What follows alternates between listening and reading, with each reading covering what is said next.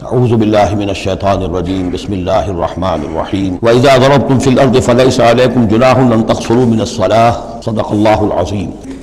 اب یہ پھر کچھ شریعت کے احکام آ رہے ہیں، گویا کہ خطاب کا رخ پھر اب مسلمانوں کی طرف، اہل ایمان کی طرف، شریعت کے احکام، عبادات سے متعلق تفاصیل۔ اور اے مسلمانوں، جب تم زمین میں سفر کرو تو کوئی حرج نہیں ہے تم پر، کوئی گناہ نہیں ہے کہ تم کچھ کم کر لیا کرو نماز میں۔ ان خفتم ان یفتنکم الذین کفروا، اگر تمہیں اندیشہ ہو کہ تم کو نقصان پہنچائیں گے کافر۔ ان الکافرین کانوا لکم عدوا مبینا، یقیناً یہ کافر تمہارے کھلے دشمن ہیں۔ یہ ہے قصر صلاۃ، لیکن صلاۃ الخوف کی حالت میں، جنگ کی حالت میں قصر کا حکم۔ اور اس میں بھی خاص طور پر جو صورتحال تھی کہ جب حضور کے ساتھ ہوتے تھے تو اگر شکل یہ ہوتی کہ آدھا لشکر علیحدہ علیحدہ نماز پڑھے اور پھر حضور ایک کے ساتھ نماز پڑھے تو دوسروں کو محرومی کا احساس ہوتا۔ لہذا آپ دیکھیے کہ ایک بہت عمدہ تدبیر بتائی گئی۔ فَإِذَا كُنْتَ فِيهِمْ، تو اے نبی جب آپ بھی ان کے اندر موجود ہوں، فَأَقَمْتَ لَهُمُ الصَّلَاةَ، اور آپ نے ان کے لیے نماز کھڑی کر دی ہو، فَلْتَقُمْ طَائِفَةٌ مِّنْهُمْ مَعَكَ، تو ان میں سے ایک گروہ کو تو کھڑے ہونا چاہیے آپ کے ساتھ، وَلْيَأْخُذُوا أَسْلِحَتَهُمْ، اور جو دوسرے ہیں وہ اپنا اسلحہ لے کر وہ چاق و چوبند رہیں۔ فَإِذَا سَجَدُوا فَلْيَكُونُوا مِن وَرَائِكُمْ، تاکہ جب تم سجدہ کرو، جو حضور کے ساتھ نماز پڑھ رہے سجدے میں جائیں، وہ دوسرا گروہ جو ہے جو نماز میں شریک نہیں ہے وہ ان کی حفاظت کرے، کھڑے رہیں ان کے پیچھے۔ وَلْتَأْتِ طَائِفَةٌ أُخْرَىٰ، اب اس کے بعد ہوتا کیا تھا کہ حضور نے ایک رکعت نماز پڑھا دی اور آپ بیٹھے رہے، دوسری رکعت کے لیے اٹھے نہیں، دوسری رکعت مسلمانوں نے خود ادا کری۔ اب جب انہوں نے سلام پھیر دیا چلے گئے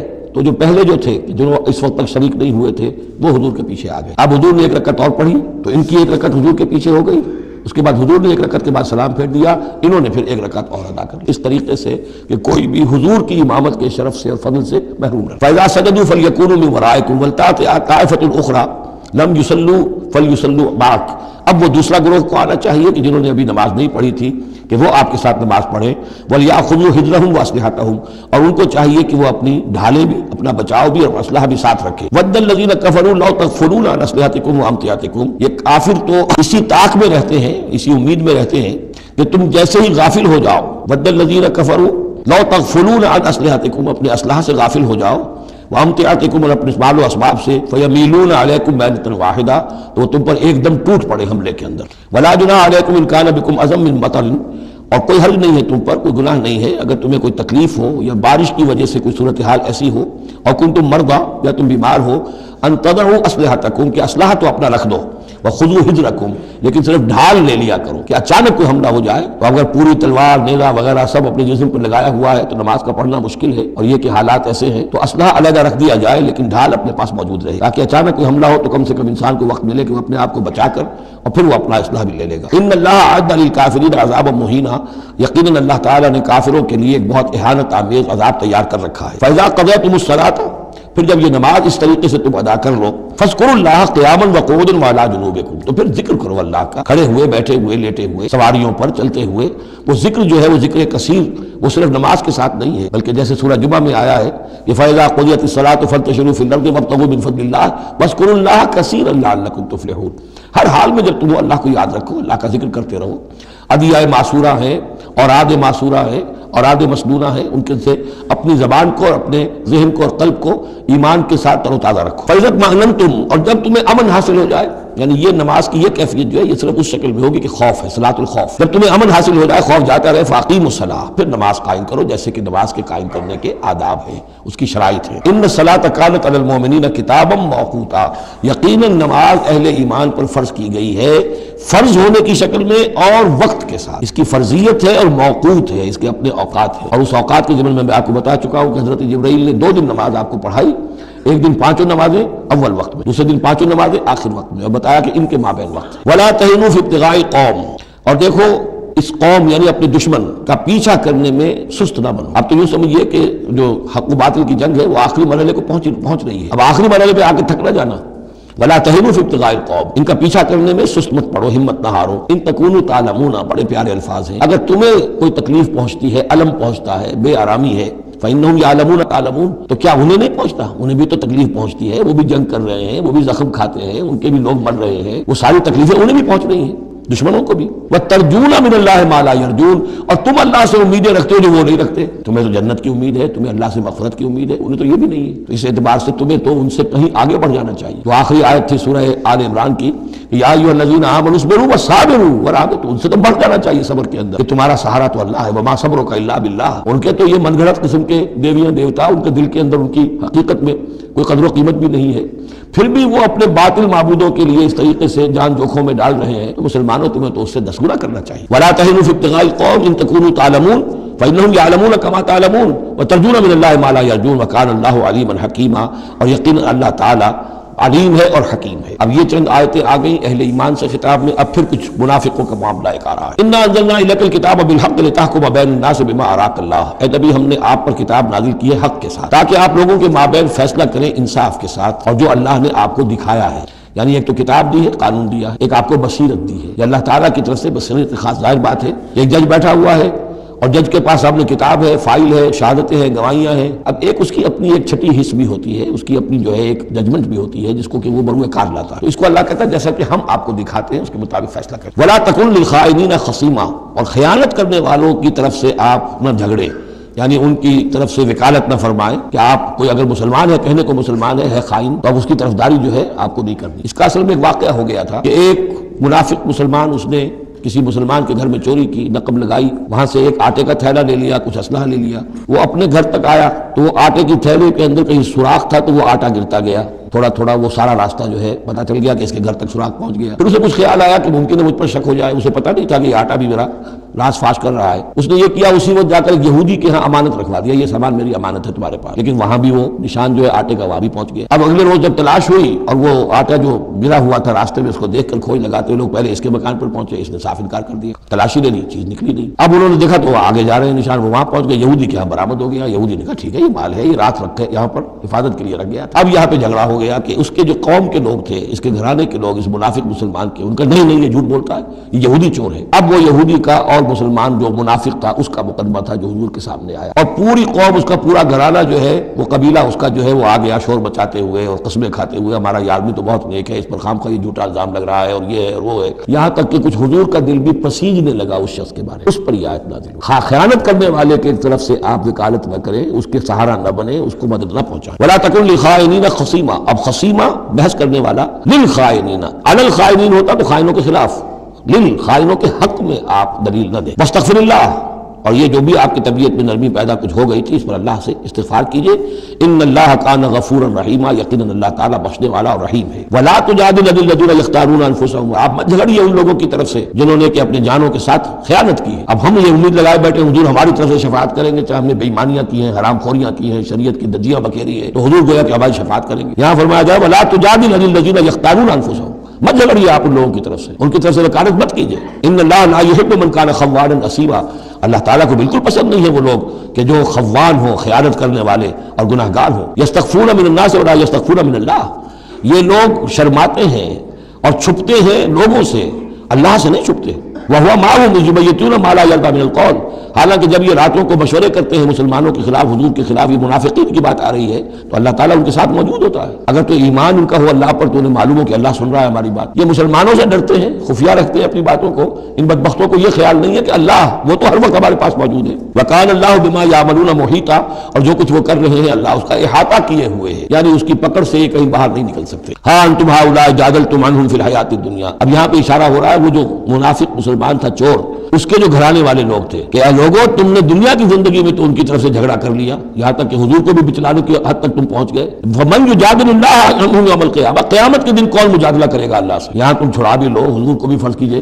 حضور نے فرمایا، یہ حدیث موجود ہے کہ میرے سامنے کوئی مقدمہ پیش ہوتا ہے تو کوئی ایک فریق زیادہ چرب زبان ہوتا ہے، اپنی بات کو پیش کرتا ہے اور میرے ہاں سے وہ غلط فیصلہ لے جاتا ہے. فرض کیجیے زمین کا کوئی ٹکڑا تھا اور میں نے غلط ڈگری اس کے حق میں دے دی تو وہ سمجھ لے کہ چاہے میری عدالت سے ڈگری لے کر گیا ہے لیکن وہ جہنم کا ٹکڑا لے کر گیا ہے، زمین کا ٹکڑا لے کر نہیں گیا. یہ تو معاملات ہیں کہ جو بھی عدل ہو رہا ہے، فیصلہ ہو رہا ہے، اس میں جو بھی کیسز ہیں، جو بھی گواہیاں ہو رہی ہیں اس کے مطابق فیصلہ کر رہے ہیں. اب ہر وقت تو اللہ تعالیٰ کی طرف سے حضور صلی اللہ علیہ وسلم کے لیے ہر مرحلے پر تو نہیں تھا. جہاں اللہ ضرور محسوس کرتا تھا آپ کو متنبع فرما دیتا. ہاں انتم ہؤلاء، یہ تمہیں لوگ ہو، جادلتم عنہم فی الحیات الدنیا، تم نے بہت جھگڑا کیا ان کی طرف سے، اپنے ساتھی اپنے رشتہ دار کی طرف سے دنیا کی زندگی میں. فمن یجادل اللہ عنہم یوم القیامہ. تو کون ہے جو اللہ سے جھگڑا کر سکے گا ان کی جانب سے قیامت کے دن؟ امن یکون علیہم وکیلا. یا کون ہوگا جو اس کا کارساز بن سکے گا، ان کا وکیل بن سکے گا. ومن یعمل سوءا او یظلم نفسہ. اور جو کوئی بری حرکت کرے گا یا اپنے اوپر ظلم ڈھائے گا، ثم یستغفر اللہ، اور پھر اللہ سے استغفار کرے گا، یجد اللہ غفور الرحیم، وہ اللہ کو پائے گا غفور الرحیم. یہ بھی روش غلطی ہو گئی، خطا ہو گئی، مان لو، جو دنیاوی سزا ہے وہ بھگت لو، اللہ سے استغفار کرو، آخرت کی سزا سے چھٹکارا مل جائے۔ اب اس سے بھی آگے ہے معاملہ، وَمَنْ يَكْسِبْ إِثْمًا فَإِنَّمَا يَكْسِبُهُ عَلَى نَفْسِهِ، جو کوئی بھی کوئی گناہ کماتا ہے وہ اپنی جان پر وبال لیتا ہے۔ وَكَانَ اللَّهُ عَلِيمًا حَكِيمًا، اللہ تعالیٰ علیم اور حکیم ہے۔ وَمَنْ يَكْسِبْ خَطِيئَةً أَوْ إِثْمًا ثُمَّ يَرْمِ بِهِ بَرِيئًا، اور یہ معاملہ تو بہت بڑھ کر ہے کہ کسی نے کوئی گناہ کمایا، کوئی خطا کی، کوئی غلطی کی، کوئی جرم کیا، پھر اس کی تہمت لگا دی ایسے شخص پر جو بری ہے۔ یہودی تو بری تھا، اس کو سزا دلوانے کے لیے سب تل گئے۔ تو ثم یرمی بہ بریئا، جو بری ہے اس سے، اس کا کوئی تعلق نہیں، اس میں کوئی گناہ میں حصہ نہیں، فقد احتمل بہتانا و اسما مبینا، تو اس نے تو اپنے سر پر بہت بڑا طوفان اور بہت کھلا کھلا گناہ کا بوجھ لے لیا ہے۔ ولولا فضل اللہ علیک، اب یہ حضور سے خطاب ہو رہا ہے کہ اس معاملے میں اگر اللہ تعالیٰ نے بروقت آپ کو مطلع نہ کر دیا ہوتا، ولولا فضل اللہ علیک ورحمتہ لہمت طائفۃ منہم ان یضلوک، تو ان میں سے ایک گروہ ان منافقین میں سے وہ تو اس کے اوپر تل گیا تھا کہ آپ کو گمراہ کر دے، یعنی آپ سے غلط فیصلہ کروا لے، عدالت محمدی سے ظلم ہو جائے، اور وہ جو اصل میں مجرم نہیں تھا، بے گناہ جو ہے یہودی، اس کو پکڑ لیا جائے۔ ولولا فضل اللہ علیک ورحمتہ لہمت طائفۃ منہم ان یضلوک وما یضلون الا انفسہم، حقیقت میں وہ نہیں گمراہ کر رہے مگر اپنے آپ کو، وما یضرونک من شیء، اور اے نبی وہ آپ کو نقصان نہیں پہنچا سکیں گے، یعنی ہم ایسے مواقع پر بر وقت آپ کو مطلع کرتے ہیں۔ وانزل اللہ علیک الکتاب والحکمہ، اور اللہ نے آپ پر کتاب نازل کی ہے اور حکمت نازل کی ہے، وعلمک ما لم تکن تعلم، اور وہ ساری باتیں آپ کو سکھائی ہیں جو آپ نہیں جانتے تھے، وکان فضل اللہ علیک عظیما، اور یقیناً اللہ کا فضل آپ پر بہت بڑا ہے۔ لا خیر فی کثیر من نجواہم، اب یہ چونکہ منافقین تھے، یہ اپنی نجوا کرتے تھے، علیحدہ بیٹھ کے گفتگو کرنا، سرگوشیاں کرنا، اور طرح طرح کے نجوا ہوتے تھے، بیٹھے باتیں بھی کر رہے ہیں، مسکرا بھی رہے ہیں کسی کو دیکھ کر، تاکہ اس کے دل میں خلجان پیدا ہو جائے، یہ میرے بارے میں کوئی باتیں کر رہے ہیں، اشارے بھی کر رہے ہیں، تو سو طرح سے ہتھ کنڈے، اور یہ ہماری مجلسوں میں بھی ہوتا ہے، یہ سارے معاملات جو کہ انسانی معاشرے کے اندر جیسے ہوتے تھے آج بھی ہوتے ہیں۔ لا خیر فی کثیر من نجواہم، یہ جو نجوا کرتے ہیں، سرگوشیاں کرتے ہیں، ان میں سے اکثر میں کوئی خیر نہیں ہے، الا من امر بصدقۃ، ہاں ایک بات ہو سکتی ہے، خاموشی سے کسی کو علیحدگی میں لے جا کر کسی صدقے کی اس کو تلقین کی جائے کہ بھائی دیکھو تمہیں اللہ نے غنی کیا ہے، یہ محتاج ہے، میں جانتا ہوں، علیحدگی بجائے اس کے کہ پبلک میں اس سے بات کرو، اسے علیحدہ جا کے سمجھاؤ، یہ اچھی بات ہے۔ او معروف، یا کسی اور نیکی کا حکم دے، او اصلاح بین الناس، یا لوگوں کے معاملات کو درست کرنے کے لیے، دو بھائی جھگڑ پڑے ہیں تو کرنا پڑتا ہے یہ کہ ایک سے جا کر بات سنیے، پھر اس کی بات جو ہے اس کو اچھی شکل میں پیش کیجئے دوسرے بھائی کے پاس کہ آپ کو مغالطہ ہوا، انہوں نے یہ بات یوں نہیں کہی تھی، یوں کہی تھی، اس طریقے سے جو بھی کوئی ہو رہا ہو علیحدہ علیحدہ خفیہ گفتگو، تو اس میں کوئی حرج نہیں ہے۔ وَمَن يَفْعَلْ ذَلِكَ ابْتِغَاءَ مَرْضَاتِ اللَّهِ، جو شخص اس طرح کا نجوا کرے گا، اس طرح کی سرگوشی کرے گا اللہ تعالیٰ کی رضا جوئی کے لیے، فسوف نؤتیہ اجرا عظیما، ان کو تو ہم اللہ تعالیٰ جو ہے ہم دیں گے بہت بڑا اجر۔ ومن یشاقق الرسول، اور جو رسول کی مخالفت پر تلا ہوا ہے، یہ نجوا کر رہا ہے، مخالفت، سازشیں، سرگوشیاں، بھڑکا رہا لوگوں کو، دیکھو جی یہ کر دیا، یہ کر دیا، اپنے لوگوں کے لیے یہ کر دیا۔ غزوہ حنین میں ہوا، غزوہ حنین میں چونکہ بہت سے مسلمان وہ تھے مکے کے جو اسی وقت ایمان لائے تھے فتح مکہ کے بعد، بہت شریک تھے وہ اس جنگ کے اندر حنین میں، مال غنیمت میں حضور نے ان کی دلجوئی کے لیے تالیف قلب کہتے ہیں، زیادہ مال دے دیا، اس پر لوگوں نے شور مچا دیا۔ دیکھو جی وقت جب کڑے وقت تھے، مشکل وقت تھے، تو ہم اب جب یہ اچھا وقت آیا ہے تو اپنے رشتہ دار یاد آ گئے، مکے والے ظاہر بات رشتہ دار تو تھے، بات تو غلط نہیں ہے، قبیلہ تھا قریش۔ یہ 100 طرح کی باتیں جو آج ہوتی ہیں وہی ہوتی تھی ہمیشہ، یہ انسان کی فطرت جو ہے اس میں کوئی تغیر و تبدل نہیں ہوا ہے۔ ومن یشاقق الرسول من بعد ما تبین له الهدى، اور جو رسول کی مخالفت پر تل گیا اس کے بعد کہ اس پر ہدایت واضح ہو چکی، وَيَتَّبِعْ غَيْرَ سَبِيلِ الْمُؤْمِنِينَ، اور وہ اہل ایمان کے راستے کے سوا کوئی راستہ اختیار کرے، نُوَلِّهِ مَا تَوَلَّى، ہم بھی اسی کی طرف اس کا رخ کر دیتے ہیں جو رخ اس نے اختیار کر لیا ہو، وَنُصْلِهِ جہنم، اور ہم اسے پہنچائیں گے جہنم میں، وَسَاءَتْ مَصِيرًا، اور وہ بہت بری جگہ ہے جانے کی اور لوٹنے کی۔ یہ آج بڑی اہم اس اعتبار سے کہ امام شافعی رحمۃ اللہ علیہ یہ کہتے ہیں کہ میں نے اجماع کا جو معاملہ ہے قرآن مجید سے تلاش کرنے کی کوشش کی اور مجھے نہیں ملا، یعنی اللہ کے اطاعت یہ تو ٹھیک ہے جو قرآن میں آیا ہے وہ قانون کا ایک سورس ہے، حضور کا فرمان، حضور کی سنت سورس ہے، اسی طرح اجتہاد وہ بھی سمجھ میں آ گیا، یہ اجماع کس شے کا نام ہے، قرآن میں کہیں ذکر نہیں آیا۔ تو کہتے ہیں کہ میں نے 300 مرتبہ پورا قرآن پڑھا شروع سے آخر تک، صرف اس ایک مسئلے کو سامنے رکھ کر کہ مجھے اجماع کے لیے کوئی دلیل قرآن سے ملی، تب اس آیت پر آ کر 301ویں مرتبہ پھر نگاہ جمی، وَيَتَّبِعْ غَيْرَ سَبِيلِ الْمُؤْمِنِينَ، یعنی گویا کہ اہل ایمان کا جو راستہ ہے جس پر اجماع ہو گیا اہل ایمان کا، یہ خود اپنی جگہ ایک بہت بڑی سند ہے، اس لیے کہ حضور نے فرمایا میری امت ضلالت پر کبھی جمع نہیں ہوگی، تو جن چیز پر اجماع ہو جائے وہ گویا کہ وہ خود اپنی جگہ پر وہ اس کو ایک حیثیت حاصل ہو جاتی ہے، اوتھینٹسٹی۔ ان اللہ لا یغفر ان یشرک بہ، دوبارہ پھر وہ آیت آ گئی، اللہ تعالیٰ ہرگز نہیں بخشے گا اس سے کہ اس کے ساتھ شرک کیا جائے، ویغفر ما دون ذلک، اور بخش دے گا اس کے سوا جو کچھ ہے اس سے کمتر ہے، لمن یشاء، جس کو چاہے گا، یہ بھی کوئی فری لائسنس نہیں۔ ومن یشرک باللہ فقد ضل ضلالا بعیدا، اور جو شرک کرتا ہے اللہ کے ساتھ تو وہ تو پھر گمراہ ہو گیا اور گمراہی میں بھی بہت دور نکل گیا۔ ان یدعون من دونہ الا اناثا، اب یہاں گویا کہ پہلی مرتبہ آپ دیکھ رہے ہیں کہ وہ مشرکین مکہ کی بات بھی ہو ہو رہی ہے. نہیں پکار رہے اللہ کے سوا مگر مؤنث کو، عورتوں کو، اس لیے کہ ان کی دیویاں جو ہیں لات، عزا، منات. لات الہ کی مؤنث ہے، لات الہ اور لات، اور عزا العزیز کا مؤنث ہے، العزیز العزا، منات، یہ سب جو ہے فیمنن نیمز ہیں. یدعون من دون اللہ من دونہ الا اناثا، نہیں پکار رہے وہ مگر یہ فیمیل ڈیٹیز کو. وَإِن يَدْعُونَ إِلَّا شَيْطَانًا مَرِيدًا، اور نہیں پکار رہے یہ مگر در حقیقت شیطان کو پکار رہے ہیں. لات کا کوئی وجود نہیں، منات کا کوئی وجود نہیں، ہاں شیطان ضرور ہے جو ان کی پکار سن رہا ہے. لعنہ اللہ، اللہ نے اس پر لعنت فرما دی ہے. وقال، اور اس نے بھی یہ کہا ہے، لَأَتَّخِذَنَّ مِنْ عِبَادِكَ نَصِيبًا مَفْرُوضًا، اے اللہ میں تیرے بندوں میں سے ایک تو مقرر حصہ تو لے کر ہی چھوڑوں گا، مجھ کو تو اپنے ساتھ جہنم میں پہنچاؤں گا. ہم تو ڈوبے ہیں صنم، ان کو بھی لے ڈوبیں گے، ان کو بھی ہم نے چھوڑنا نہیں ہے. لعنہ اللہ. وقال لَأَتَّخِذَنَّ مِنْ عِبَادِكَ نَصِيبًا مَفْرُوضًا وَلَأُضِلَّنَّهُمْ، میں تو لازماً ان کو بہکاؤں گا. وَلَأُمَنِّيَنَّهُمْ، ان کے دلوں میں بڑی امیدوں کے چراغ روشن کروں گا. بڑے برائٹ کیریئرز ہیں، اس میں بڑی بڑی تمنائیں ہیں، آرزویں ہیں، لگے رہو اسی کام کے اندر. پھر امانیہ ہیں، اللہ بخش دے گا. اللہ، ہم تو اللہ کے رسول کے امتی ہیں، ہمیں خوف کس بات کا ہے؟ ہم تو اللہ کے بیٹے ہیں، اس کے بڑے چہیتے ہیں، ہمیں کس کا خوف ہے؟ اور پھر یہ کہ امیدیں بڑی بڑی، طول عمل جس کو کہتے ہیں، دنیا کے لمبے لمبے منصوبے. وَلَأُضِلَّنَّهُمْ وَلَأُمَنِّيَنَّهُمْ وَلَآمُرَنَّهُمْ، اور میں انہیں حکم دوں گا، فَلَيُبَتِّكُنَّ آذَانَ الْأَنْعَامِ، پھر میرے حکم سے یہ چوپایوں کے کان چیر دیں گے. تو میں بتا چکا ہوں سورہ انعام میں یہ باتیں ساری آئیں گی. فلاں کے نام پر ایک اونٹ کو اس کے کان چیر کر جو ہے آزاد کر دیا، اب اسے کوئی چھیڑ نہیں سکتا، اس کا گوشت نہیں کھایا جا سکتا، اس پر سواری نہیں ہو سکتی.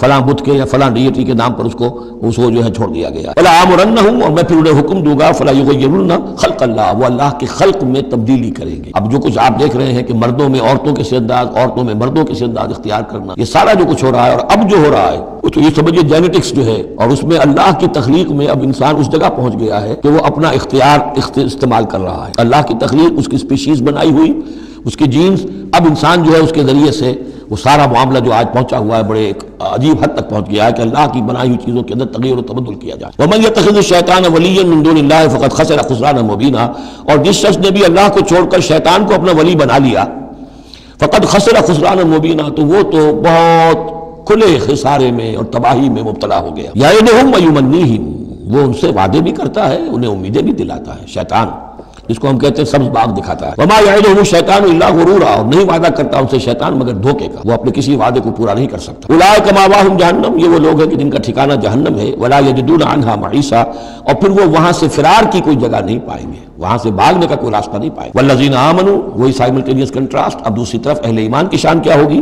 وَالَّذِينَ آمَنُوا وَعَمِلُوا الصَّالِحَاتِ، جو لوگ ایمان لائیں اور نیک عمل کریں. سَنُدْخِلُهُمْ جَنَّاتٍ تَجْرِي مِن تَحْتِهَا الْأَنْهَارُ، انہیں ہم عنقریب داخل کریں گے باغات میں جن کے نیچے نہریں بہتی ہوں گی. خالدین فیہا ابدا، جس میں وہ ہمیشہ ہمیشہ رہیں گے. وعد اللہ حقا، اللہ کا یہ وعدہ حق ہے، درست ہے، سچ ہے. ومن اصدق من اللہ قیلا، اور اللہ سے بڑھ کر کس کی بات سچی اور زیادہ ہو سکتی ہے؟ کون ہو سکتا ہے اپنے قول میں زیادہ سچا اللہ سے؟ لیس بامانیکم ولا امانی اہل الکتاب. اب یہاں پھر رخ پڑ رہا ہے مسلمانوں کی طرف. اے مسلمانوں، نہ تمہاری خواہشات پر کوئی شے موقوف ہے، نہ اہل کتاب کی خواہشات پر. تب بھی آ گئے کہ تمہارے اندر بھی یہ خواہشات پیدا ہو جائیں گی، وشفل تھنکنگ پیدا ہو جائیں گی. شفاعت کے دھوکے پر تم حرام خوریاں کرو گے، سب کچھ کرو گے، وہی جو کچھ انہوں نے کیا تم بھی کرو گے. لیکن جان لو کہ اللہ کا قانون جو ہے غیر متبدل ہے، وہ بدلے گا نہیں. لیس بامانیکم، نہ تمہاری خواہشات سے، وشفل تھنکنگ سے، تمہاری امانی سے، تمہاری تمناؤں سے کچھ ہوگا. ولا امانی اہل الکتاب، نہ اہل کتاب کی امانی سے. من یعمل سوءا یجز بہ، جو کوئی برا کام کرے گا اس کی جزا اسے مل کر رہے گی. بہت سخت الفاظ ہیں، اگرچہ اس میں نرمی کا پہلو ہے، اس لیے کہ بعض اوقات بدی کی جگہ پر نیکی جو ہے وہ اس کو اصل کو دھو دے گی. لیکن اکاؤنٹ فار تو ہو گیا نا، مطلب یہ اکاؤنٹ فار ہو کر رہے گی عرش. اب یہ ہے کہ کسی کی نیکی نے اس کی بدی کو چھپا لیا، کسی نے غلطی کی تھی، اس نے توبہ کی صدق دل کے ساتھ، وہ اس کی بدی جاتی رہی. لیکن اکاؤنٹ فار ہوگا معاملہ. توبہ کو دیکھا جائے گا، توبہ سچی تھی، واقعی تھی، واقعی اس نے اس حرکت کو پھر چھوڑ دیا تھا کہ نہیں، یا یہ صرف یہ کہ زبان سے گردان ہو رہی تھی استغفر اللہ ربی من کل ذنب واتوب الیہ، اور سارا وہ گناہ جو ہے اور حرام خوری جو کہ تم جاری تھی، تو وہ توبہ نہیں. من یعمل سوءا یجز بہ ولا یجد له من دون اللہ ولیا ولا نصیرا، اور نہیں پائے گا وہ اللہ کے سوا نہ کوئی حمایتی، بلکہ یہاں ترجمہ ہوگا اللہ کے مقابلے میں نہ کوئی حمایتی پائے گا، نہ کوئی مددگار. ومن یعمل من الصالحات من ذکر او انثی، اور جو کوئی عمل کرے گا نیکیوں کا، خواہ وہ مذکر ہو خواہ مؤنث ہو، مرد ہو یا عورت ہو، وہو مومن، ہو مومن صاحب ایمان، فاولئک یدخلون الجنۃ ولا یظلمون نقیرا، تو یہ وہ لوگ ہیں کہ جو جنت میں داخل ہوں گے اور ان کی کوئی حق تلفی تل کے برابر بھی نہیں کی جائے گی. ومن احسن دینا ممن اسلم وجهه للہ وهو محسن، اس سے بہتر دین کس کا ہوگا جس نے نمبر ایک اپنا چہرہ، اپنا سر اللہ کے سامنے جھکا دیا، اسلم، اسلام آ گیا. وهو محسن، اور یہ احسان اس کے بعد اسلام ایمان احسان کے درجے تک پہنچ جائے، خوبصورتی کے ساتھ، خلوص کے ساتھ، للہیت کے ساتھ، پورے دین کا معاملہ،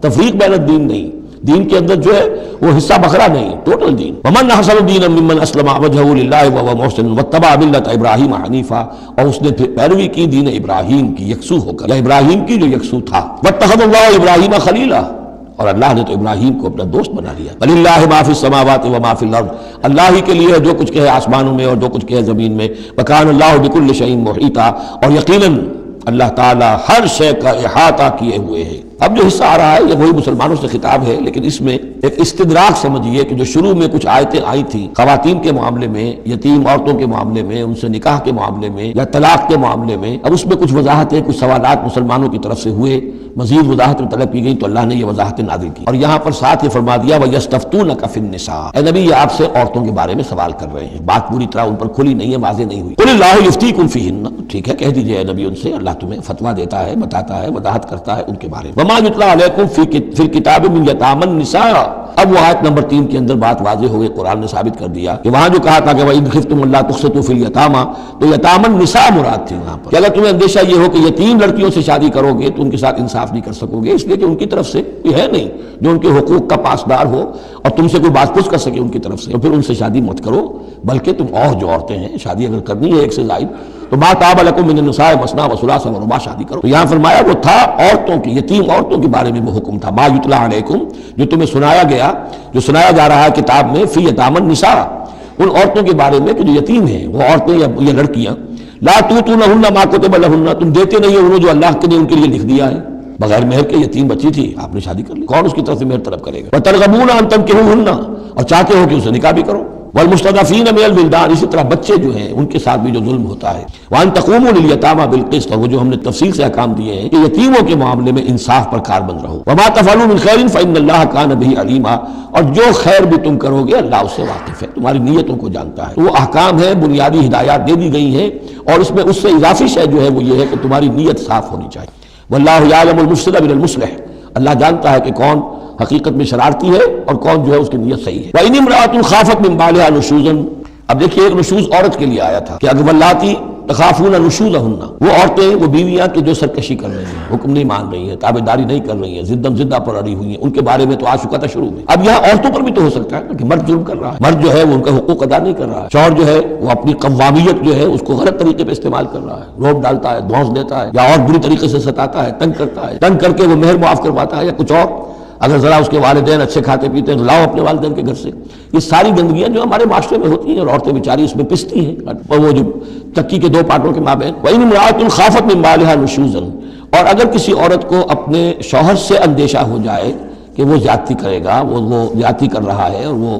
اس کے حقوق ادا نہیں کر رہا، اور اعراضاً، یا اب وہ اس کی طرف میلان ہی نہیں رکھتا، اب وہ گویا کہ بیوی ہے ہی نہیں، اس کی طرف کوئی میلان نہیں، کوئی نئی شادی رچائی ہے اور سارا جو ہے توجہ جو ہے وہ نئی نویلی دلہن کی طرف ہے، اور اعراضاً جی بڑھ گیا، توجہ ہٹ گئی، فلا جناح علیہما، تو ان دونوں پر کوئی الزام نہیں ہوگا، ان یصلحا بینہما صلحا، کہ وہ آپس میں بیٹھ کر صلح کر لیں، صلح سے مراد یہاں پر اپنا معاملہ طے کر کے اور عورت خلا کر لے، بس صلح خیر، لیکن خلا کرنے میں جیسا کہ ہم پڑھ چکے ہیں عورت کو مہر چھوڑنا پڑے گا، لیا تھا تو کچھ واپس کرنا پڑے گا، والصلح خیر، صلح اچھی ہے، وأحضرت الانفس الشح، البتہ جو انسانی نفس ہے اسے لالچ جو ہے اس پر مسلط رہتا ہے، مرد چاہے گا میرا پورا مہر واپس کرو، عورت چاہے گی کہ مجھے کچھ بھی واپس نہ کرنا پڑے۔ وَإِن تُحْسِنُوا، یہ آ چکا ہے سورہ بقرہ کے اندر، یہ مضامین آ چکے ہیں، وَإِن تُحْسِنُوا، اگر تم نیکی کرو، تم مرد ہو، تم مردانگی کا ثبوت دو اس معاملے کے اندر، نرمی کرو، ان کا حق جو ہے زیادہ رکھو، وَتَتَّقُوا فَإِنَّ اللَّهَ كَانَ بِمَا تَعْمَلُونَ خَبِيرًا، اور تم تقویٰ کی روش اختیار کرو تو جان لو کہ اللہ تعالیٰ تمہارے تمام اعمال سے باخبر ہے۔ وَلَن تَسْتَطِيعُوا أَن تَعْدِلُوا بَيْنَ النِّسَاءِ،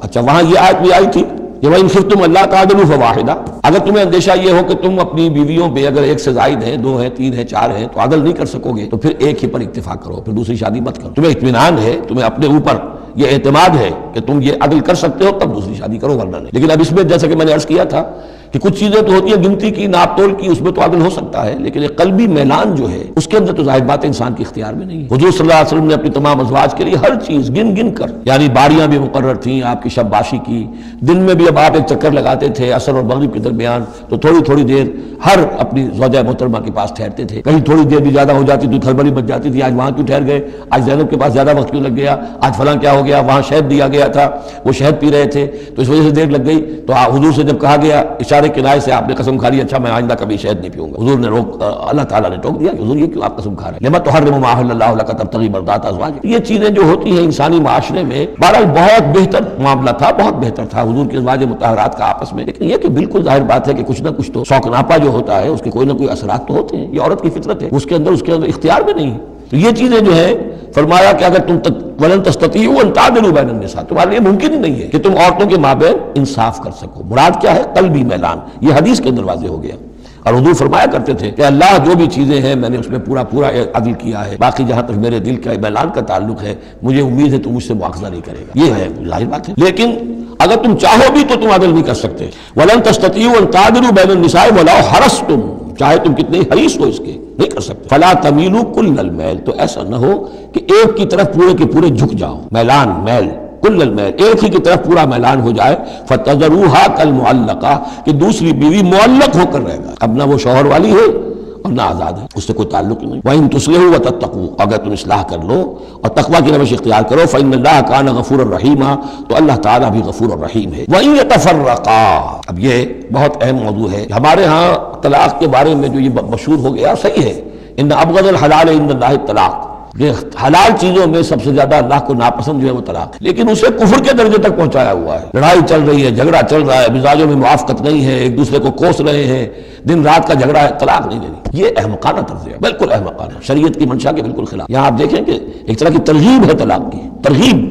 وَإِن يَتَفَرَّقَا، اب اگر وہ متفرق ہو جائیں، علیحدہ ہو جائیں، سیپریشن جو آپ استعمال کرتے ہیں، سیپریٹ ہو جائیں، يُغْنِ اللَّهُ كُلًّا مِّن سَعَتِهِ، اللہ دونوں کو اپنی کشادگی کشائش سے غنی کر دے گا. ہو سکتا ہے اس عورت کو بھی کوئی بہتر رشتہ مل جائے کہ جو اس سے اس کے ساتھ مزاجی موافقت رکھنے والا ہو، اور اس شوہر کو بھی اللہ تعالیٰ کوئی بہتر بیوی دے دے کہ جس کے اور اس کے درمیان جو ہے مزاج کے اندر موافقت پیدا ہو. تو یہ کہ عدم موافقت ہے، لڑتے رہنا ہے، دنگا فساد ہے، لیکن یہ کہ وہ طلاق نہیں دینی ہے، یہ ہندوانہ اثرات ہیں ہم پر نمبر ایک، اور دوسرے عیسائیانہ اثرات ہیں. عیسائیت پہ بھی طلاق حرام ہے، اس لیے کہ قانون اصل میں شریعت، انجیل میں شریعت اور قانون تو ہے ہی نہیں، لیکن جو حضور نے فرمایا ان ابغض الحلال عند اللہ طلاق، ایسی ہی کوئی بات حضرت مسیح نے فرمائی کہ طلاق اگر بلا وجہ کوئی شخص طلاق دے دیتا ہے تو یہ ایسا ہی ہے، فرض کیجئے کہ اب وہ عورت جو ہے اس کی وہ بے سہارا رہ گئی، ہو سکتی ہے کہ اس کا آوارہ ہو جائے، تو گویا کہ اب اس کی گناہ کا وبال اس پر ہوگا کہ جس نے اسے طلاق دی بلا سبب طلاق دے دی. اب وہ عورت جو ہے اگر اس کی شادی اور نہیں ہوئی تو اس کی آوارگی کا امکان موجود ہے.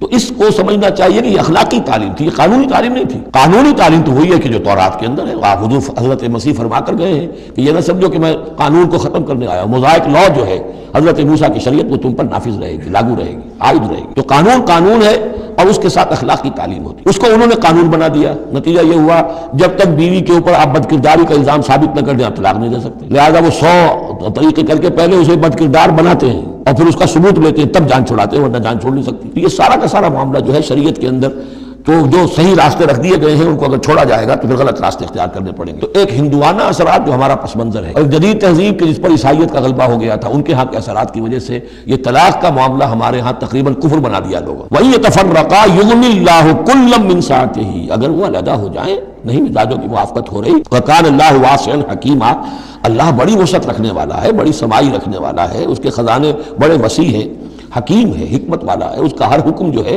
وہ حکمت پر مبنی ہے. وَلِلَّهِ مَا فِي السَّمَاوَاتِ وَمَا فِي الْأَرْضِ، اللہ ہی کا ہے جو کچھ کہے آسمانوں میں اور جو کچھ کہے زمین میں. وَلَقَدْ وَصَّيْنَا الَّذِينَ أُوتُوا الْكِتَابَ مِن قَبْلِكُمْ وَإِيَّاكُمْ أَنِ اتَّقُوا اللَّهَ، اور دیکھو مسلمانوں جو تم سے پہلے تھے انہیں بھی ہم نے وصیت کی تھی، جنہیں کتاب دی تھی، اور اب تمہیں بھی وصیت یہ ہے کہ اللہ کا تقوی اختیار، اصل شے ہے تقوی، ورنہ شریعت جو ہے اس کا بھی مذاق بن جائے گا. اسی لیے حضور کا جو خطبہ ہے بہت مشہور، عام جمعوں میں آپ سنتے بھی ہوں گے، اوصیکم ونفسی بتقوی، مسلمانوں میں تمہیں بھی وصیت کرتا ہوں اور اپنے نفس کو بھی وصیت کرتا ہوں کہ اللہ کا تقوی اختیار. قوا انفسکم واہلیکم نارا، بچاؤ اپنے آپ کو اور اپنے اہل و عیال کو آگ سے. تو یہ تقوی جو ہے، وَلَقَدْ وَصَّيْنَا الَّذِينَ أُوتُوا الْكِتَابَ مِن قَبْلِكُمْ، تم سے پہلے جن کو کتاب دی گئی تھی انہیں بھی ہم نے وصیت کی تھی. وَإِيَّاكُمْ، اور سن لو تم بھی کان کھول کر، تمہیں بھی یہ وصیت ہے، أَنِ اتَّقُوا اللَّهَ، کہ اللہ کا تقوی اختیار کرو. وَإِن تَكْفُرُوا، اگر تم نہ مانو گے، فَإِنَّ لِلَّهِ مَا فِي السَّمَاوَاتِ وَمَا فِي الْأَرْضِ، تو جو کچھ بھی ہے آسمانوں میں اور جو کچھ بھی ہے زمین میں وہ اللہ ہی کا ہے. وَكَانَ اللَّهُ غَنِيًّا حَمِيدًا، اور اللہ تعالیٰ تو غنی ہے، اپنی ذات میں خود ستودہ صفات ہے. وَلِلَّهِ مَا فِي السَّمَاوَاتِ وَمَا فِي الْأَرْضِ، اور آسمان اور زمین میں جو کچھ ہے وہ اللہ کا ہے.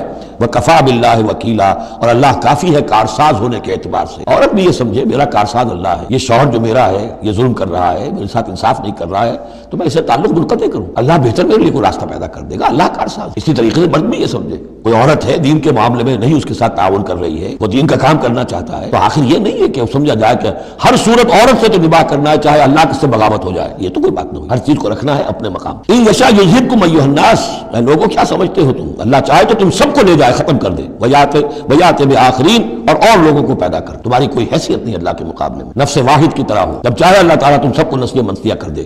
وکان اللہ علی ذلک قدیرا، اور یقیناً اللہ تعالیٰ اس چیز پر قادر ہے۔ من کان یرید ثواب الدنیا فعند اللہ ثواب الدنیا والآخرہ، جو کوئی بھی دنیا کا ثواب چاہتا ہے، ساری بھاگ دوڑ محنت دن رات کی کوشش دنیا کمانے میں، اور پیسہ اور دولت اور جائیداد اور ترقی، عہدوں میں ترقی، اور اپنی اور زندگی کے اور ان چیزوں کے اندر لگے ہوئے ہیں سارے دن ساری رات، عند اللہ ثواب الدنیا والآخرہ، اللہ کے پاس تو ثواب دنیا کا بھی آخرت کا بھی۔ تو ہی ناداں چند کلیوں پر قناعت کر گیا، ورنہ گلشن میں علاج تنگی دوراں بھی تھا۔ اللہ سے تم مانگو، دنیا بھی مانگو آخرت بھی مانگو۔ ربنا آتنا فی الدنیا حسنۃ وفی الآخرۃ حسنۃ وقنا عذاب النار۔ اللہ کے ساتھ اپنے معاملے کو درست کرو، خلوص و اخلاص کے اوپر اپنا تعلق استوار کرو، اس کی طرف سے جو ذمہ داریاں ہیں انہیں ادا کرو، پھر یہ کہ اللہ تعالیٰ دنیا سے بھی نوازے۔ من کان یرید ثواب الدنیا فعند اللہ ثواب الدنیا والآخرہ وکان اللہ سمیعا بصیرا، اور اللہ تعالیٰ سب کچھ سننے والا اور دیکھنے والا ہے۔ اب جو آیت آ رہی ہے وہ پھر عظیم ترین آیات میں سے قرآن مجید کی، یا ایھا الذین آمنوا کونوا قوامین بالقسط شہداء للہ ولو علی انفسکم او الوالدین والاقربین ان یکن غنیا او فقیرا فاللہ اولی بہما ولا تتبعوا الہوی ان تعدلوا وان تلووا او تعرضوا فان اللہ کان بما تعملون خبیرا۔ اے اہل ایمان کھڑے ہو جاؤ عدل کو قائم کرنے کے لیے پوری قوت کے ساتھ۔ سورہ آل عمران میں ہم نے کیا پڑھا تھا؟ اللہ قائما بالقسط ہے، شہد اللہ انہ لا الہ الا هو والملائکۃ واولو العلم قائما بالقسط۔ جب اللہ عدل قائم کرنا چاہتا ہے تو اللہ کے اس دنیا میں کارندے کون ہیں؟ اہل ایمان، سپاہی ہیں، اللہ کے سپاہی، لہذا عدل قائم کرے گا اللہ دنیا میں اہل ایمان کے ذریعے۔ اللہ دین کا غلبہ چاہتا ہے لیکن اہل ایمان کو جانیں دینی ہوگی، کوششیں کرنی ہوگی، اظہار کرنا ہوگا، قربانیاں دینی ہوگی، تب دین غالب ہوگا۔ لیکن یہ اندازہ کیجئے کہ کس قدر اہمیت ہے عدل و قسط، یہ جو سوشل جسٹس کا معاملہ ہے، جتنا زور اسلام نے دیا ہے بدقسمتی سے آج کا ہمارا مذہبی طبقہ اتنا ہی اس سے بے بہرا، سرے سے انہیں پتہ ہی نہیں کہ سوشل جسٹس کی بھی کوئی اہمیت اسلام میں، قانون کی اہمیت ہے، تعزیرات کی اہمیت ہے، چور کا ہاتھ کاٹو اس کی اہمیت تو معلوم ہے، لیکن یہ کہ اس نظام کو درست کرو، ظلم ختم کرو، ایکسپلائٹیشن ختم کرو، یہ سرمایہ دار جس طریقے سے خون چوس رہے ہیں اور چوس چوس کر جیسے مچھر پھول جاتا ہے ہمارا خون پی کر، اس طرح وہ پھولے ہوئے ہیں، آخر یہ پورا نظام درست کرو نا۔ یہ مشین جو ہے، یہ پورا نظام جو ہے جس میں کہ ڈسٹریبیوشن آف ویلتھ جو ہے اس کا نظام غلط ہے۔ ایک ایسی چکی ہے کہ آٹا پیس کر ایک طرف ڈالتی ہے دوسری طرف ڈالتی نہیں ہے، ایک طرف بھوک ہے، کاد الفقر ان یکون کفرا، یہ فقر جو ہے یہ تو کفر تک انسان کو پہنچا دیتا ہے۔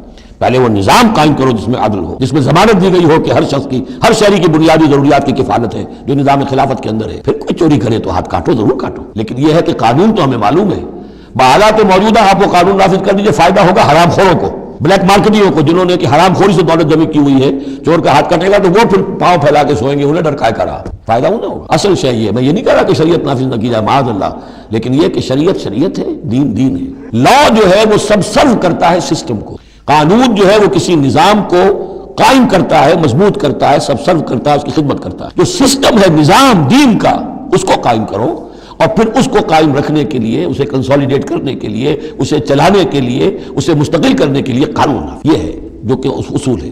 یا ایھا الذین آمنوا کونوا قوامین بالقسط شہداء للہ، یہی مضمون سورہ مائدہ میں بھی آ جائے گا، کل ہم پڑھیں گے انشاءاللہ۔ صرف یہ کہ اس میں ترتیب بدل گئی ہے، یا ایھا الذین آمنوا کونوا قوامین للہ شہداء بالقسط، بس اتنا فرق ہے، لیکن اس میں اشارہ ہو گیا کہ اللہ اور قسط گویا کہ مترادف الفاظ ہیں۔ گواہ بن جاؤ اللہ کے یا گواہ بن جاؤ قسط کے، کھڑے ہو جاؤ اللہ کے لیے یا کھڑے ہو جاؤ انصاف کے لیے، معلوم ہوا اللہ اور قسط یہ مترادف ہے۔ یا ایھا الذین آمنوا کونوا قوامین بالقسط شہداء للہ ولو علی انفسکم، خواہ یہ انصاف کی بات تمہارے اپنے خلاف جا رہی ہو، اب الوالدین یا تمہارے والدین کے خلاف جا رہی ہے، والاقربین تمہارے قرابت داروں کے خلاف جا رہی ہے، تمہارا تعلق عدل کے ساتھ، انصاف کے ساتھ، قسط کے ساتھ ہے، رشتہ داری کے ساتھ نہیں۔ ان یکن غنیا او فقیرا، ایک چور دروازہ یہ ہوتا ہے تو خیر حق تو اس کا نہیں بنتا ہے، لیکن یہ غریب ہے، چلو میں اس کے حق میں فیصلہ کر دوں۔ ان یکن غنیا او فقیرا فاللہ اولی بہما، چاہے وہ شخص غنی ہے یا فقیر ہے، دونوں کا پشت پناہ اللہ ہے، دونوں کا کفیل اللہ ہے، تم نہیں ہو کفیل، تمہیں فیصلہ کرنا ہے جو صحیح ہے، جو عدل پر ہے، جو انصاف پر ہے، وہ فیصلہ کرنا، کسی کی جانبداری نہیں۔ وہ جانبداری نہ باپ کی کرنی ہے، نہ ماں کی کرنی ہے، نہ بھائی کی کرنی ہے، نہ خود اپنی کرنی ہے، یا ایھا الذین آمنوا کونوا قوامین بالقسط شہداء للہ، اللہ کے گواہ بن کر کھڑے ہو جاؤ اللہ کے حق میں۔ دیکھیے شہادت اعلیٰ، لوگوں پر گواہی، اور شہادت للہ، اللہ کے لیے گواہی۔ یہوہاز وٹنسز، اللہ کے گواہ، یہ تو ہمیں ہونا چاہیے، اللہ کے گواہ بن کر کھڑے ہو جائے، ہر حق بات جو اللہ کی طرف سے اس کے علم بردار ہو، اور اس حق کو قائم کرنے کے لیے تن من دھن لگانے کے لیے اپنی کمر کس لیں۔ وَلَوْ عَلَىٰ أَنفُسِكُمْ وَبِالْوَالِدَيْنِ وَالْأَقْرَبِينَ إِن يَكُنْ غَنِيًّا أَوْ فَقِيرًا فَاللَّهُ أَوْلَىٰ بِهِمَا، ان کا خیر خواہ اللہ ہے۔ وَلَا تَتَّبِعُوا الْهَوَىٰ، تو دیکھو خواہشات کی پیروی نہ کرو، أَن تَعْدِلُوا، مبادہ تم عدل سے ہٹ جاؤ کہ تم عدل نہ کرو، خواہشات کی پیروی کر کے عدل سے برگشتہ ہو جاؤ۔ وَإِن تَلْوُوا أَوْ تُعْرِضُوا، اگر تم زبانوں کو ادھر ادھر مروڑے گے، بات جس کو آپ کہتے ہیں کہ اپنے الفاظ جو ہیں ان کو انسان جو ہے چوئنگ یور ورڈز، تو اس طریقے سے کہ بات کہنا بھی چاہتے ہیں کہہ بھی نہیں پا رہے ہیں، حق بات جو ہے زبان سے نکالنا نہیں چاہتے، غلط بات نکل نہیں رہی ہے۔ ان تلووا او تعرضوا، یا تم اعراض کرو گے، بچ جاؤ گے، منہ موڑ لو گے، فإن اللہ کان بما تعملون خبیرا، تو اللہ تعالیٰ جو کچھ تم کر رہے ہو اس سے پوری طرح باخبر ہے، اللہ بے خبر نہیں۔ اس کے بعد اب جو مضمون آ رہا ہے وہ شاید اس سورہ مبارکہ کا اہم ترین مضمون، یا ایھا الذین آمنوا آمنوا باللہ ورسولہ والکتاب الذی نزل علی رسولہ والکتاب الذی انزل من قبل، اے ایمان والو ایمان لاؤ اللہ پر اور اس کے رسول پر، اور اس کتاب پر جو اس نے نازل فرمائی اپنے رسول پر، اور اس کتاب پر جو اس نے پہلے نازل فرمائی۔ ایمان والو ایمان لاؤ، چھ معنی دار، ایک ایمان ہے اقرار باللسان، وہ تو تمہیں حاصل ہے، وہ تمہیں موروثی طور پر حاصل ہو گیا، مسلمان ماں باپ کے گھر میں پیدا ہو گئے وہ ایمان مل گیا، یا یہ کہ اس وقت پورا قبیلہ اسلام لا رہا ہے، ان میں پکے بھی تھے کوئی کچے بھی آ گئے، انہوں نے بھی کہا اشہدو ان لا الہ الا اللہ اشہدو ان محمد رسول اللہ، وہ ایمان ایک درجے میں تو حاصل ہو گیا۔ لیکن ہم پڑھ چکے ہیں کہ کوئی تمہیں اگر راستے میں ملا ہے اور وہ اپنا اسلام ظاہر کرتا ہے، آپ کہہ نہیں سکتے کہ تم مومن نہیں ہو، تو ایمان کا ایک درجہ تو وہ ہے قانونی درجہ ہے کہ جس نے کہا اشہدو ان لا الہ الا اللہ واشہدو ان محمد رسول اللہ، وہ مومن ہے۔ لیکن کیا حقیقی ایمان یہی ہے؟ نہیں، ایمان کیا ہے؟ یقین قلبی، یا ایھا الذین آمنوا آمنوا باللہ ورسولہ، ایمان لاؤ اللہ پر۔ اب ہم ترجمہ کریں گے، یوں کہیں گے ایمان لاؤ اللہ پر جیسے کہ ایمان لانے کا حق ہے، مانو رسول کو جیسے کہ ماننے کا حق ہے، اور یہ اسی وقت ادا ہوگا جب اللہ اس پر اس کے رسول پر ایمان دل میں کھب گیا، جیسے صحابہ کے بارے میں فرمایا گیا سورہ حجرات میں وَلَٰكِنَّ اللَّهَ حَبَّبَ إِلَيْكُمُ الْإِيمَانَ وَزَيَّنَهُ فِي قُلُوبِكُمْ، اللہ نے ایمان کو تمہارے نزدیک محبوب بنا دیا، اسے تمہارے دلوں میں کھبا دیا ہے۔ اور کچھ لوگوں کے بارے میں فرمایا قالت الاعراب آمنا قل لم تؤمنوا ولكن قولوا اسلمنا ولما يدخل الايمان في قلوبكم، یہ بدو دعویٰ کر رہے ہیں ہم ایمان لے آئے، اے نبی ان سے کہہ دیجئے تم ہرگز ایمان نہیں لائے ہو، ہاں یوں کہہ سکتے ہو کہ ہم مسلمان ہو گئے، اسلام لے آئے ہیں، ہم نے سر تسلیم خم کر دیا، ہم نے اطاعت قبول کر لی، لیکن ابھی تک ایمان تمہارے دلوں میں داخل نہیں ہوا۔ اصل ایمان وہ ہے جو دل میں داخل ہو جائے، اقرار باللسان و تصدیق بالقلب، لیکن یہاں بھی اصل میں جو ہے روح سخن کن کی طرف ہو رہا ہے؟ منافقین کی طرف ہو رہا ہے۔ وہ ایمان تو لائے تھے لیکن وہ ایمان نہیں۔ یا ایھا الذین آمنوا آمنوا باللہ ورسولہ والکتاب الذی نزل علی رسولہ، قرآن کے لیے لفظ نزل، والکتاب الذی انزل من قبل، اور تورات کے لیے انزل، اور اس کتاب پر بھی جو پہلے نازل کی گئی تھی۔ ومن یکفر باللہ وملائکتہ، جو کوئی کفر کرے گا اللہ کا اور اس کے فرشتوں کا، وکتبہ اور اس کی کتابوں کا، ورسلہ اور اس کے رسولوں کا، والیوم الآخر اور قیامت کے دن کا، فقد ضل ضلالا بعیدا، تو وہ تو گمراہ ہو گیا اور گمراہی میں بہت دور نکل گیا۔ یہ آیتیں سب کی سب بہت ہی اہم ہیں اور بڑی گہری ہیں۔ ان الذین آمنوا ثم کفروا ثم آمنوا ثم کفروا ثم ازدادوا کفرا لم یکن اللہ لیغفر لهم ولا لیہدیہم سبیلا بشر المنافقین بان لهم عذابا الیما۔ دیکھیے یہ منافقت کا معاملہ کیا تھا کہ ایسا نہیں تھا کہ ایک ہی دن میں آدمی منافق ہو گیا، ایک تو تھے وہ جو شعوری منافق تھے، جو فیصلہ کر کے، جو ہم سورہ آل عمران میں پڑھ آئے ہیں، صبح ایمان کا اعلان کریں گے، شام کو ہم پھر کافر ہو جائیں گے، مرتد ہو جائیں گے، تو معلوم ہوا ایمان انہیں نصیب ہوا ہی نہیں، اور انہیں بھی معلوم تھا کہ ہم مومن نہیں ہیں، ہم ایمان لائے نہیں ہیں، تو دھوکہ دے رہے ہیں۔ یہ شعوری منافق ہوا۔ غیر شعوری منافق کون سے ہوتے تھے کہ جو آئے تو تھے، کوئی دل میں دھوکہ دینے کی نیت نہیں تھی، انہیں اندازہ نہیں تھا کہ یہ، وہ سمجھتے تھے پھولوں کی سیج ہے، نکلا وہ کانٹوں بھرا بستر، اب انہیں قدم قدم پہ رکاوٹ ہے، وہ ارادہ، وہ پختگی نہیں ہے، ایمان کی وہ گہرائی نہیں ہے کہ ہر چباد آباد جو ہو سو ہو۔ ان کا کیا ہوتا ہے، کچھ دو قدم چلے، کچھ پیچھے ہٹ گئے، کچھ چھٹک گئے، کچھ چلے، کچھ ہمت کی، کچھ رک گئے، نتیجہ یہ ہوتا ہے کہ اب لوگ ان کے ڈانٹ ڈپٹ کرتے تم کیا کرتے ہو، تو اب انہوں نے کیا کیا، جھوٹے بہانے بنانے شروع، اور پھر آخری درجہ جھوٹی قسمیں کھانی شروع۔ خدا کی قسم یہ مجبوری تھی، اس لیے میں رک گیا تھا، تم سمجھتے ہو کہ میں جہاد میں نہیں جانا چاہتا تھا، تم ایسا گمان تو نہ کرو، مجھے یہ مجبوری ہو گئی تھی، میری بیوی مر رہی تھی، میں کیسے جا سکتا تھا، وغیرہ وغیرہ، جھوٹی قسم۔ تو یہ جو ہے معاملہ ایمان اور کفر کا، یہ یوں چلتا رہتا ہے، اگرچہ اوپر جو ہے وہ پردہ تو ایمان کا ہے، کافر تو وہ ہوا ہی نہیں، اسلام لے آیا تھا، مومن ہے، اور وہ ارتداد کا اس نے اعلان نہیں کیا، لیکن ابھی ایمان کی طرف آیا، پھر کفر کی طرف گیا، پھر ایمان کی طرف آیا، پھر کفر کی طرف گیا۔ یہ مذبذبین بین ذالک، اوسیلیشن جو ہے یہ ہوتی رہتی ہے، اور اس کی بہترین مثال کیا ہے، کبھی اگر کسی کو آپ نے دریا میں، کسی تالاب میں ڈوبتے دیکھا ہو، نیچے گیا پھر آیا ذرا اوپر، پھر گیا پھر آیا، پھر گیا تو گیا، بالکل وہ نقشہ ہے جو یہاں ہے۔ ان الذین آمنوا ثم کفروا، یہاں کفر سے مراد نفاق ہے، قانونی نہیں، کفر حقیقی، کفر معنوی، کفر باطنی، اندر ہی اندر ہو رہا ہے سب کچھ جو ہو رہا ہے. انہوں نے انکار اور اعلان کیا ہی نہیں ہے، اسلام سے انکار نہیں کیا، کفر کا اعلان نہیں کیا، یہ اندر ہو رہا ہے اس کی شخصیت کے باطن میں. ان الذین آمنوا ثم کفروا ثم آمنوا ثم کفروا، ایمان لائے پھر کفر کیا، پھر ایمان لائے پھر کفر کیا. ثم ازدادوا کفرا، پھر کفر میں بڑھتے چلے گئے. لم یکن اللہ لیغفر لهم، اللہ تعالیٰ ایسے لوگوں کو مغفرت کرنے والا نہیں، ایسے لوگوں کی مغفرت کرنے والا نہیں. ولا لیہدیہم سبیلا، اور نہ ایسے لوگوں کو وہ راستہ دکھائے گا. اگلی آیت میں کھول دیا کہ یہ کن کا تذکرہ ہے.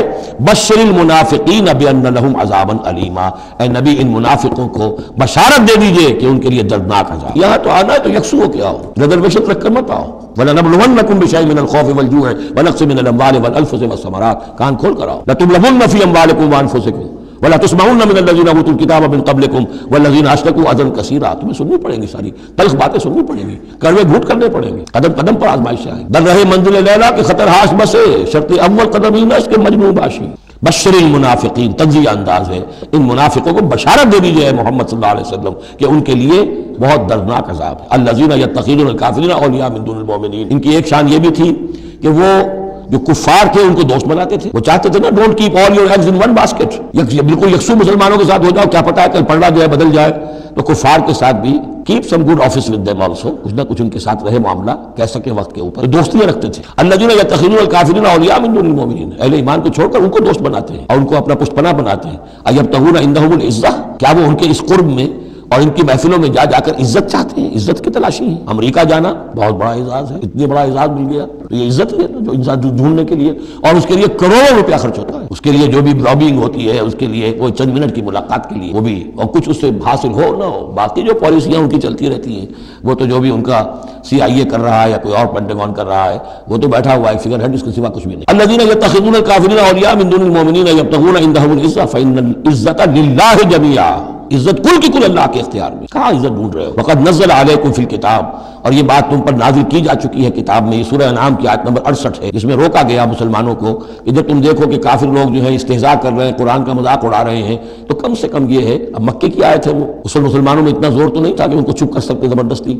لیکن یہ کم سے کم یہ کرو کہ وہاں بیٹھو، وہاں سے چلے جاؤ، احتجاجاً جو ہے وہاں سے رخصت ہو جاؤ، پھر وہاں بیٹھو نہیں. اگر بیٹھے رہو گے تو ہو سکتا ہے تمہاری غیرت کے اندر کچھ کمی آتی چلی جائے، تمہاری جو حس جو ہے وہ پھر کند پڑ جائے. تو اسی کا حوالہ دیا جا رہا ہے. وقد نزل علیکم، اللہ اتار چکا ہے تم پر فی الکتاب، اسی کتاب میں قرآن میں، ان اذا سمعتم آیات اللہ یکفر بہا، جب تم سنو کہ اللہ کی آیات کا کفر کیا جا رہا ہے، وہ یستہزأ بہا، اور ان کا مذاق اڑایا جا رہا ہے، فلا تقعدوا معهم، تو ان کے ساتھ مت بیٹھو، حتی یخوضوا فی حدیث غیرہ، یہاں تک کہ پھر وہ کسی اور بات میں لگ جائے، پھر دوبارہ آ جاؤ، کوئی حرج نہیں، کوئی اور بات ہے اس لیے کہ بہرحال ان کو کوئی تبلیغ کرنی ہے، ان سے گفتگو کرنی ہے، تعلق منقطع نہیں کرنا. لیکن جب وہ یہ حرکت کر رہے ہیں تب ان کے قریب مت بیٹھو. انکم اذا مثلہم، اگر تم بھی بیٹھے رہو گے اس وقت اسی حالت میں ان کے ساتھ، تو پھر تم بھی ان جیسے ہو جاؤ گے.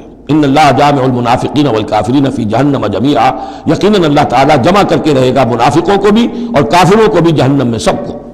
الذین یتربصون بکم، وہ جو تمہارے لیے ایک انتظار کی حالت میں ہیں، دیکھنا چاہتے ہیں، دیکھیے اونٹ کس کروٹ بیٹھتا ہے، تیل دیکھو، تیل کی دھار دیکھو. آخری فتح مسلمانوں کو ہوتی ہے یا کفار کو ہوتی ہے؟ دونوں کے ساتھ کچھ نہ کچھ تعلقات رکھو تاکہ وقت جو بھی ہو، جو بھی صورتحال سچویشن جو بھی ہو جائے، ہم اس کے اندر اپنے بچاؤ کی کوئی شکل کر لیں. تو الذین یتربصون بکم، وہ تمہاری طاق میں ہے، منتظر ہیں، سوچ رہے ہیں. فإن کان لکم فتح من اللہ، تو اگر تمہیں فتح مل جاتی ہے اللہ تعالیٰ کے فضل و کرم سے، قالوا الم نکن معکم، وہ آ جائیں گے، ہم بھی تو آپ کے ساتھ تھے، مسلمان تھے، ہمارا بھی حصہ نکالیے مال غنیمت میں سے. وإن کان للکافرین نصیب، اور اگر کوئی حصہ پہنچ جائے کافروں کو، کوئی فتح انہیں وقتی طور پر حاصل ہو جائے، ان کا پلڑا بھاری ہو جائے، قالوا، تو وہ کہے کہ اپنے ان کافروں ساتھیوں سے، الم نستحوذ علیکم، کیا ہم نے آپ کا گھیراؤ نہیں کر لیا تھا، ہم نے آپ کو بچایا ہوا تھا. یہ مسلمان جو ہیں ہم تو اوٹ بنے ہوئے تھے اصل میں، آپ سمجھتے ہیں مسلمانوں کے ساتھ ہو کر ہم جنگ کرنے آئے تھے؟ نہیں، ہم اس لیے آئے تھے کہ مسلمانوں کے حملوں سے آپ کو بچائیں. الم نستحوذ علیکم ونمنعکم من المؤمنین، ہم نے تو بچایا ہے آپ کو مسلمانوں سے. فاللہ یحکم بینکم یوم القیامہ، اللہ ہی فیصلہ کرے گا تمہارے مابین قیامت کے دن. ولن یجعل اللہ للکافرین علی المؤمنین سبیلا، اور اللہ تعالیٰ کافروں کو اہل ایمان کے مقابلے میں راہیاب نہیں کرے گا. ان المنافقون یخادعون اللہ وهو خادعهم، یہ منافق اللہ کو دھوکہ دینے کی کوشش کر رہے ہیں اور اللہ انہیں دھوکہ دے رہا ہے. وَإِذَا قَامُوا إِلَى الصَّلَاةِ قَامُوا كُسَالَىٰ، جب نماز کے لیے بھی کھڑے ہوتے ہیں تو کسل بندی کے ساتھ کھڑے ہوتے ہیں، طبیعت میں بشاشت نہیں ہوتی. یراؤون الناس، لوگوں کو دکھاوے کے لیے. وَلَا يَذْكُرُونَ اللَّهَ إِلَّا قَلِيلًا، اور نہیں ذکر کرتے حقیقت میں اللہ کا مگر بہت کم. بارک اللہ لی ولکم فی القرآن العظیم ونفعنی وإیاکم بالآیات والذکر. جی خوش آمدید دوستو، امید کرتا ہوں ویڈیو آپ نے پوری دیکھی ہوگی اور آپ کو پسند بھی آئی ہوگی. تفسیر کی لغوی معنی الابانۃ والاظہار، یہ تو آپ نے سنا ہوگا، اور تفسیر کہتے بھی اس لیے ہے تاکہ تفسیر سے بندے کو قرآن پاک سمجھنے میں آسانی ہو۔ یعنی قرآن مجید چونکہ کسی انسان کا کلام نہیں ہے، نہ ہی کسی انسان کا لکھا ہوا ہے، یہ اللہ تعالیٰ کا کلام ہے، اور اللہ تعالیٰ کا کلام اس کو سمجھنے کے لیے آپ کو وہی زبان سیکھنی ہوگی جس زبان میں یہ قرآن پاک نازل ہوئے۔ جس طرح قرآن میں اللہ تعالیٰ فرماتے ہیں اِنَّا أَنزَلْنَاهُ قُرْآنًا عَرَبِيًّا، عربیہ کا مطلب ہے کہ عربی زبان۔ تو آپ دنیا کی کوئی بھی زبان اگر سیکھنا چاہتے ہیں تو اس کا گرامر وغیرہ یہ آپ سیکھیں گے، ٹھیک ہے؟ جس طرح انگلش گرامر ہو گئی اور بیسک گرامر ہو گئی، یہ سب چیزیں ہو گئی، تو یہ گرامر وغیرہ جب آپ سیکھتے ہیں تو اس سے آپ کو زبان سمجھنے میں آسانی ہوتی ہے۔ اسی طرح قرآن کو سیکھنے کے لیے، عربی سیکھنے کے لیے آپ کو صرف اور نحو یہ سیکھنا بہت ہی ضروری ہے، نہایت ہی ضروری ہے۔ جب آپ صرف اور نحو سیکھیں گے اور اس کو اپنی زندگی میں لائیں گے، یعنی اس پر محنت کریں گے، تب جا کر آپ قرآن کو سمجھنے میں آپ کو آسانی ہوگی۔ ایک انگریز کا ایک واقعہ لکھا ہے کہ ایک انگریز تھا، اس سے کسی نے کہا کہ آپ مسلمان ہو جاؤ۔ اس نے کہا کہ میں مسلمان کیوں ہو جاؤں، مجھے اسلام کے بارے میں کیا پتہ ہے؟ تو کسی نے اس کو قرآن پاک دی کہ آپ یہ قرآن لو اور اس کو پڑھو۔ تو اس نے قرآن پاک کا جو ٹرانسلیشن تھی وہ اس نے پڑھی، وہ انگلش میں تھی تو اس نے انگلش کی ٹرانسلیشن پڑھی۔ اس کو کوئی سمجھ میں نہیں آیا کہ یار یہ کیا کہہ رہا ہے کیا نہیں کہہ رہا۔ دوبارہ وہ آیا ہے اس مسلمان کے پاس، اس کو کہا ہے کہ میں نے تو یہ قرآن پاک کی جو مطالعہ ہے وہ میں نے کر لی ہے، لیکن مجھے کچھ سمجھ میں نہیں آیا کہ یہ قرآن آخر کہنا کیا چاہتا ہے۔ وہ مسلمان بہت ہوشیار تھا، اس نے کہا کہ قرآن کو سمجھنے کے لیے سب سے پہلے آپ کو سیرت پڑھنی ہوگی، یعنی جس بندے پر یہ کلام نازل ہوا، جس پیغمبر پر یہ کلام نازل ہوا، اس پیغمبر کے متعلق جاننا بہت ضروری ہے۔ جب آپ اس پیغمبر کو جانیں گے، اس کو پڑھیں گے، تو ہی آپ اس قرآن کو سمجھ پاؤ گے۔ تو اس نے ایسا ہی کیا، اس نے تفسیر کی جگہ کیا پڑھی؟ سیرت کی کتابیں پڑھی۔ اور سیرت وہ کتابیں ہوتی ہے جس میں رسول اللہ صلی اللہ علیہ وسلم کی پیدائش سے لے کر وفات تک جتنی بھی زندگی ہے، تمام زندگی میں جو واقعات سامنے آئے، جو غزوات لڑی اور جو مشکلات کا سامنا کرنا پڑا، وہ سب چیزیں اس میں ذکر ہوتی ہے۔ تو اس نے جب سیرت کا مطالعہ کیا اور وہ سیرت اس نے پڑھی، تو اس سیرت میں ایک بات اس نے نوٹ کی کہ رسول اللہ صلی اللہ علیہ وسلم کی پوری زندگی اس نے باہری جگہوں پر جنگیں کی، کبھی بھی باہر میں یعنی سمندر میں رسول اللہ صلی اللہ علیہ وسلم کبھی بھی نہیں گئے، نہ ہی کسی سمندر میں جانا ہوا۔ تو رسول اللہ صلی اللہ علیہ وسلم کی حیات مبارکہ میں جتنی بھی غزوات ہوئی، غزوہ بدر، غزوہ احد، غزوہ خندق، اور اسی طرح غزوہ احزاب، اور اسی طرح بہت ساری جنگیں ہوئی، تو وہ سب خشکی پر لڑی گئی۔ بحری جنگ جو ہے نا وہ کبھی بھی نہیں لڑی، اور نہ ہی رسول اللہ صلی اللہ علیہ وسلم خود کبھی سمندر میں گئے۔ تو جب سیرت کی مطالعہ کیا اس نے، اور اس کے بعد جب وہ سیرت کے بعد جب اس نے قرآن پاک کا مطالعہ کیا، تو قرآن پاک کا مطالعہ کرنے کے بعد وہ مسلمان ہوئے۔ اور کسی نے پوچھا کہ کیوں آپ مسلمان ہوئے، تو اس نے جواب دیا کہ قرآن مجید میں ایک آیت ہے، او کظلمات فی بحر اللجی یغشاہ موج من فوقہ سحاب۔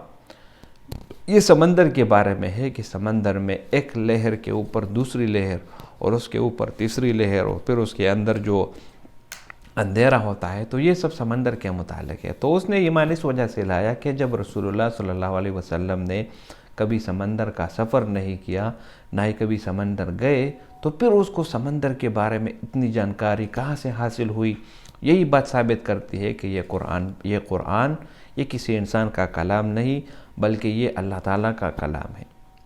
تو قرآن مجید کی تفسیر اور قرآن مجید کی جو تعلیمات ہے وہ آپ کے عقل کو کامل کر دے گی، اور اسی طرح جن چیزوں کا علم آپ کے پاس نہیں، یا جو علم جس کی آپ تلاش میں ہے، وہ آپ کو قرآن کے حوالے سے ہی ملے گی۔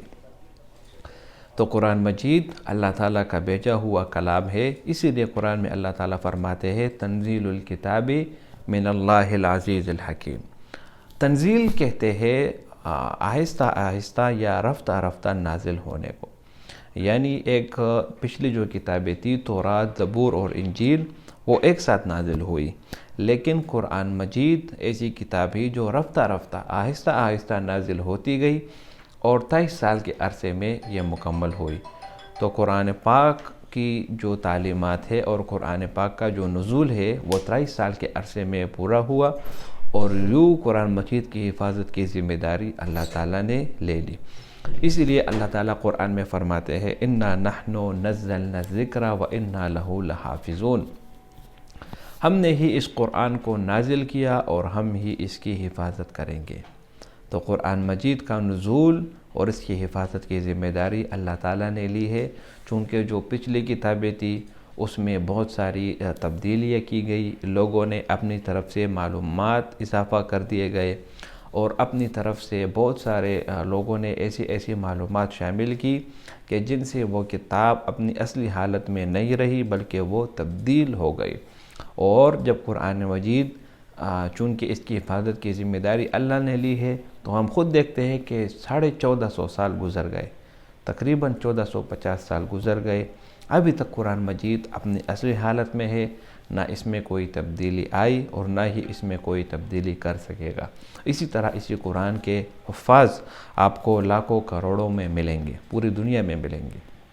اور جو پچھلی کتابیں ہیں جس طرح تورات ہے، زبور ہے، انجیل ہے، یا جہاں پر یہ عیسائی لوگ مقدس کتاب جو بائبل کا نام جو ان کو دیا جاتا ہے، اس کا کوئی حافظ آپ کو نہیں ملے گا، اور نہ ہی اس کی کوئی نسخہ آپ کو صحیح سلامت ملے گا۔ بلکہ اگر آپ موازنہ کریں کسی ایک بائبل کا دوسرے کے ساتھ، تو اس کی رنگیں بھی مختلف ہے، ریڈ بائبل، گرین بائبل، اور اسی طرح یلو بائبل، مختلف کلرز میں جو ہے نا وہ موجود ہے، لیکن اگر آپ ان کا موازنہ کریں تو ان میں یکسانیت نہیں پائی جائے گی۔ اور اسی طرح یہ اس لیے کیونکہ وہ اپنی اصلی حالت میں نہیں رہی، اس میں مختلف باتیں لوگوں نے اپنی طرف سے شامل کی، اس وجہ سے وہ آپ اس کو مقدس کتاب یا آسمانی کتاب نہیں کہہ سکتے۔ آخری کتاب اگر کوئی ہے تو وہ قرآن مجید ہے، اور قرآن مجید پر عمل کرنا اور اس کو زندگی میں لانا، تفسیر کا مقصد یہی ہے کہ وہ آپ کو آسان ہو جائے۔ امید کرتا ہوں یہ ویڈیو آپ کو پسند آئی ہوگی، اگر ویڈیو آپ کو پسند آئے تو اس چینل کو سبسکرائب کریں۔ بہت شکریہ۔